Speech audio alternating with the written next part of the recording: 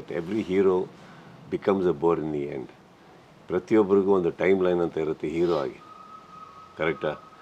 ನಮ್ಮಂಥವ್ರಿಗೆ ಅಣ್ಣನ ರೋಲು, ತಮ್ಮನ ರೋಲು, ಚಿಕ್ಕಪ್ಪನ ರೋಲೆಲ್ಲ ನಮ್ಗೆ ಸೂಟ್ ಆಗೋಲ್ಲ, ನಾವು ಮಾಡೋದು ಇಲ್ಲ.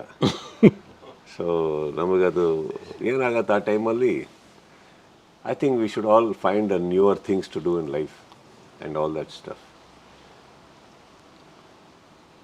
ಇವಾಗ ಫಸ್ಟ್ ಆಫ್ ಆಲ್ ನಾನು ಹೀರೋ ಆಗಿ ಸೆಟ್ಟಿಗೆ ಹೋಗ್ಬೇಕಾದ್ರೆ ನಾನು ಇನ್ನೊಬ್ರಿಗೆ ಕಾಯಿಸೋನಲ್ಲ, ಕರೆಕ್ಟಾಗಿ ಬೇಗ ಹೋಗಿರ್ತೀನಿ.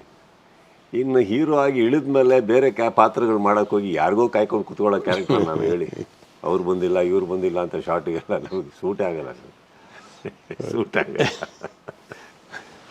ಸೊ ಅದರ ಬದಲಿಗೆ ಬೇಡವೇ ಬೇಡ ಅಂತ, ಅದ್ರ ಬದಲಿಗೆ ಅಂತ ಬರಲ್ಲ ಸರ್. ಸಿನಿಮಾ ಇನ್ನೂ ಮಾಡ್ಬೋದು, ನಿರ್ದೇಶನ ಮಾಡ್ಬೋದು, ನಿರ್ಮಾಣ ಮಾಡ್ಬೋದು, ಗೊತ್ತಿಲ್ಲ. ಈಗ ಸಿನಿಮಾ ನಮಗೆ ಭಾಳ ಹತ್ತಿರವಾದಿರೋದ್ರಿಂದ ಸಿನಿಮಾದಿಂದ ದೂರ ಆಗ್ತೀನಿ ಅಂತ ಹೇಳ್ತಾ ಇಲ್ಲ, ಒಬ್ಬ ನಾಯಕ ನಟನ ಪಾತ್ರದಿಂದ ದೂರ ಆಗಬಲ್ಲೆ. ಅದನ್ನೇನು ಇವತ್ತು ಅಟ್ಯಾಚ್ಮೆಂಟ್ ಆಗಿ ಇಟ್ಕೊಂಡು ಕೂತಿಲ್ಲ. ಅಟ್ಯಾಚ್ಮೆಂಟ್ ಆಗಿ ಇಟ್ಕೊಂಡಿದ್ದಿದ್ರೆ ನಾನು ಪೋಷಕ ನಟನಾಗಿ ಸಾಯಿರಾ ನರಸಿಂಹರೆಡ್ಡಿ, ದಬಂಗಲ್ಲಿ, ಇನ್ನೊಂದ್ರಲ್ಲಿ ಮಾಡ್ತಾ ಇರಲಿಲ್ಲ.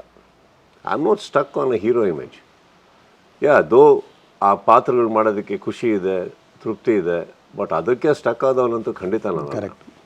ಅದಕ್ಕೆ ನಾನು ಆಗಲೇ ಮ್ಯಾಕ್ಸ್ ಬಗ್ಗೆ ಹೇಳಿದೆ, ಸಿದ್ಧಸೂತ್ರದ ಸಿನಿಮಾ ಅಲ್ಲ ಅಲ್ಲಿ. ಅಂದರೆ ಐ ಮೀನ್ 2 ಹಾಡಬೇಕು, ಐಟಮ್ ಸಾಂಗು, ಡ್ಯಾನ್ಸು, ಡ್ಯೂಯೆಟ್ ಬೇಕು.